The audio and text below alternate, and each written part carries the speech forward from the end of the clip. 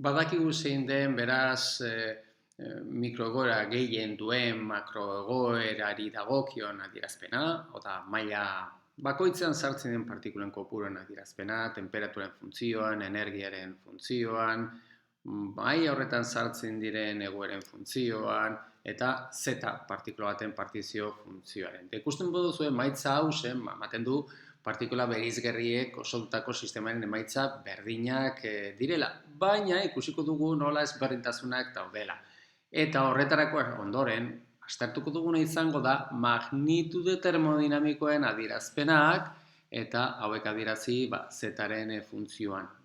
Gure kasua, gogoratu partikula bereiztezinak direla. Eta ikusi, badagoen, alderik dagoen, magnitude termodinamikoen adierazpenen alderik dagoen partikula bereizgarriak edo bereiztezinak direnean. Bueno, lehenengo, hasiko gara, gure lehenengo funtzioarekin, izango da barne energia. Badakigu, barne energia dela batukaria I, EI, bider, maila horretan sartzen diren partikulen kopurua. Bueno, NI-ren adierazpena badaukagu, hause da, beraz, lortzen dugun, ordezkatzen bat dugu NI-rekin, orduan, hau da, lortzen duguna. Eta, hementxe daukagun adierazpena, EI hause lortzeko, egin dezakeguna da, lortu dezakegu zetaren terekiko derivatu partzialaren funtzioan jarrezakegu. Ikus dezakezu hementxe erorretan lortzen dana eta beste hause berdinak direla. Beraz, horatzen baduzue, hau zen, edo bestera batean jarrita, hau zetaren logaritmo nepertaren funtzioan adierazita, goratzen baduzue, hau zen bera partikula bereizgarriak zirenean, lortzen genuen, barne energiarako lortzen genuen emaitza berbera. Beraz, barne energian ez du ikusten inolako alderik, partikula bereizgarriak edo bereiztezinak izatea. Goaz oraintze bigarren funtzio termodinamikoa aztertzera, eta bigarrena izango da entropia. Eta horretarako joango gara entropiak eta mikroegoera kopuruen arteko erlazio zuzena. Ikusten duzu zein den S eta omegan arteko erlazioa. Bueno, hau izan da, hemen ja, imagina dezakezu ezberdintasunen bat egongo dala, ez? Ze mikroegoeren kopurua kontutan edo kontatzerakoan ez da berdina, partikula bereizgarriak izatea edo bereiztezinak izatea. Ze bereiztezinak badira, orduan partikula berdinen arteko trukaketa horiek kendu behar dugulako. Orduan mikroegoeren kopurua ez da berdina izango. Beraz, hemen bai ikusi beharko genukelalako alderen bat. Aztertu ezagun beraz zein den ateratzen zaigun adierazpena kasu honetan. Horretarako hementxe daukagu omegarekin egingo duguna izango da ordezkatuko dugu. Omega gogoratu genuela hause dugula, irekiko bidekagaia GI NI zati NI faktoriala, hause genuen.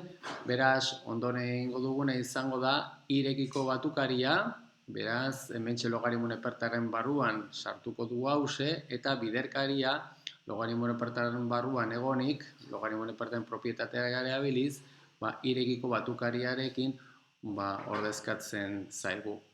Gero bestela hemen, erabiliko ditugu logaritmo nepertarren propietateak, adibidez logaritmo nepertar GI ber NI dugu NI logaritmo nepertar GI, bestadetik logaritmo nepertar NI faktoriala Stirlingen berdinketa erabiliko dugu horretarako. Beraz, hau erraz ikus dezakegu, hau lortzen dugula baldin eta omegarekin hau ordezkatzen badu. Orduan, hasten gara hau pixka lantzen, esate bateko irekiko batukaria NI-rekin lortzen dugu N osoa, bestela hemen daukaguna adierazpena NI faktorial komuna ateratzen badugu, daukaguna da batukaria NI logaritmo nepertar GI zati NI.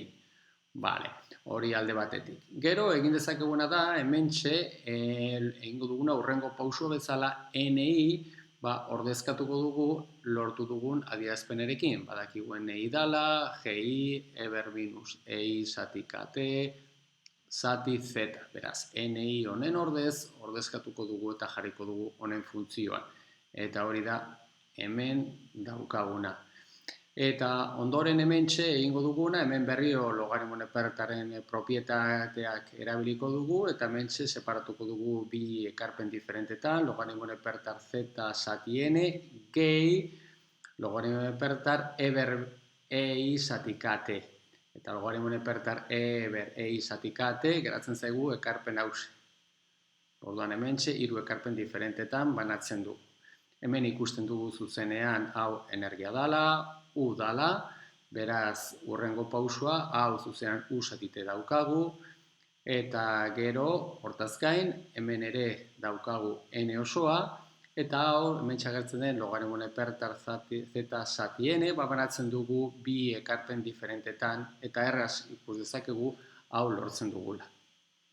Hau hurrengo pausura joaterako orduan, kontsiatzen dugu hemen geratzen zaiguna da berriro Stirleren adierazpena erabiliz, hause dugu logaritmo nepertar n faktoriala, beraz, hemen daukagu U zati t, gehi n bestaldera pasatzen badugu, daukagu k logaritmo nepertar z ber n, minus k logaritmo nepertar n faktoriala.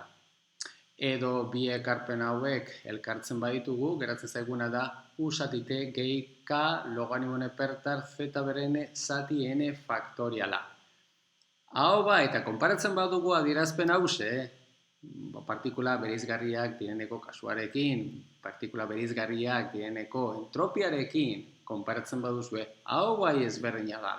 Biak diferentea eta batez ere ezberdintasuna hemen txagertzen den n faktorialarekin dago lotuta. Vale? Edo bestera esan da ja ondorengoarekin lotu egingo duguna, edo bestera esan da sistema osoaren partizio funtzioa hau deitzen baduzue, orduan bai erabili genezakela hasieran entropiarako erabili genuen adierazpen berdina, baina kasu honetan gertatzen da sistema osoari dagokion partizio funtzioa diferentea izango dugula. Baina hori bai, argi dago, kasu honetan daukagun partikula bereizgarriak direneko entropiaren adierazpena bai diferentea dela. Eta Helmholtzen energia baita entropiarekin lotuta dagoenez definizioz U minus TS, orduan zuzenean ordezkatzen badugu, hementxe entropia goian lortutako adierazpenarekin, baita lortzen dugun adierazpena hause dugu. Non kasu honetan ere, ikusten duzuenez, hementxe agertzen den N faktorial hau dela eta Helmholtzen energia ere diferentea dugula. Orduan, partikula bereiztezinak direnean, bai entropia eta Helmholtzen energiak diferenteak dira, partikula bereiztezinak izategatik, eta dagoen aldea hementxe dagoen N faktoria honekin dago lotuta.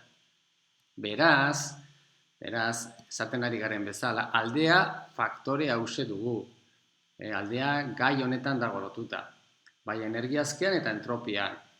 Orduan, eta gure estrategia zera izango da, partikula bereizgarriei eta bereiztezini dagozkien magnitud termodinamikoen adierazpenak berdinak izan daitezke bi kasutan, baldin eta partizio funtzioaren definizioa aldatu egiten badugu.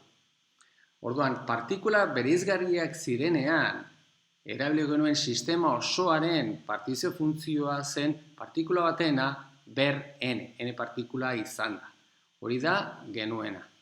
Baina oraintxe, lortu ditugun adierazpenak kontutan izan da, partikula bereiztezinak direna erabili beharreko sistema osoaren partizio funtzioa ez da izango z ber n bakarrik, baizik eta z ber n zati n faktoriala, non berriro z izan da partikula bati dagokion partizio funtzioa.